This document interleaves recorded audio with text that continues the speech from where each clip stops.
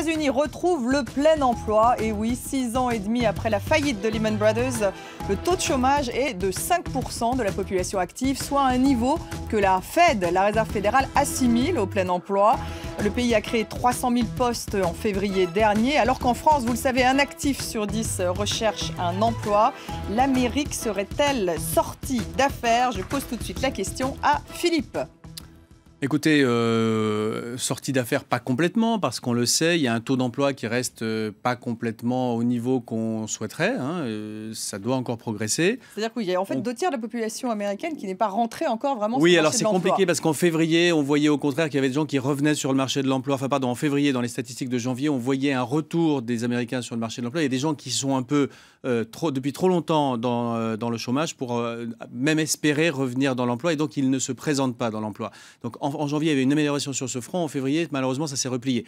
Cela dit, il ne faut pas non plus se raconter d'histoire. Un pays qui, en un an, a créé 3,2 millions d'emplois et qui a un taux de chômage, même si on peut discuter des mesures à la moitié d'une autre, on ne peut pas vraiment dire que ça ne marche pas. Oui, il y a un redressement très spectaculaire, même s'il n'est pas terminé. Juliette? Oui, mais la question c'est est-ce que c'est un modèle souhaitable pour la France? C'est surtout ça. Alors évidemment, on est très contents. Les Américains ont une capacité de résilience. D'abord, la France va pouvoir incroyable.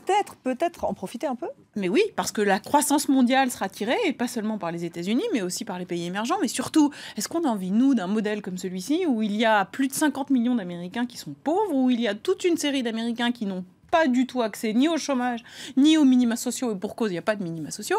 Donc, qu'est-ce que ça veut dire? Est-ce qu'on veut ce modèle social en France? Moi, je crois qu'on doit s'inspirer de ce qu'il y a de bon, c'est-à-dire l'immense capacité de rebond des Américains, et je crois une forme de psychologie qui nous manque en France. C'est une singularité américaine, ça, justement. Oui, moi, je crois qu'il y a une singularité sur la confiance, la confiance en l'avenir, et une espèce de mobilité, qui est aussi une mobilité géographique, puisque le marché du travail américain est caractérisé par des salariés qui sont mobiles, qui se déplacent, tout à fait le cas en France. Ce qui n'est pas du tout le cas dans notre pays. C'est d'ailleurs de moins en moins le cas aux États-Unis aussi. Ils ont ce problème qu'il y a moins de mobilité géographique qu'avant. Mais ça ne les empêche pas de voir des résultats qui sont quand même remarquables sur ce front-là. Comparé à la France, c'est un État qui fait plusieurs dizaines de fois la taille de la France. Et malgré cette taille immense, il y a quand même une capacité à bouger, une capacité à être mobile.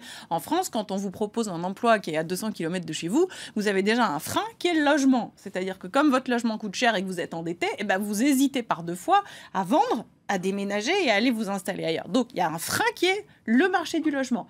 En France, il y a un deuxième frein qui est la difficulté à s'adapter en termes de formation professionnelle aux exigences du marché. Nous avons un système de formation professionnelle qui n'est pas à la hauteur, qui doit donc être réformé de fond en comble. Alors, ce gouvernement a commencé à le faire, mais il faut aller beaucoup plus loin. Le système de formation professionnelle, ça ne caractérise pas vraiment les États-Unis? Loin de là. Oui, loin de là. C'est pas vraiment le sujet. Alors, sur le logement, chez eux, les salariés sont Kleenex. Ils ont surtout une réserve fédérale américaine. Il y a aussi une manœuvre extrêmement qualifiée aux États-Unis. Comme vous savez, les États-Unis, c'est pas loin de 300 millions d'habitants avec une immense diversité. Donc, on peut tout dire des États-Unis, y compris des bêtises. En tout état de cause, on aura raison et on aura tort.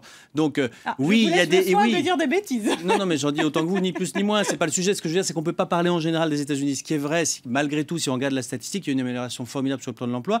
Vous avez raison. Il y a un sujet en France sur le logement. C'est pas un sujet qui tombe du ciel. C'est beaucoup un sujet de politique publique. Et ce gouvernement, d'ailleurs, les précédents non plus, ne fait pas grand-chose dans ce domaine. Vous parliez des gens qui hésitaient à vendre leur maison. Je me permets quand même de vous rappeler qu'il y a une petite moitié des Français qui sont locataires. Donc pour eux, c'est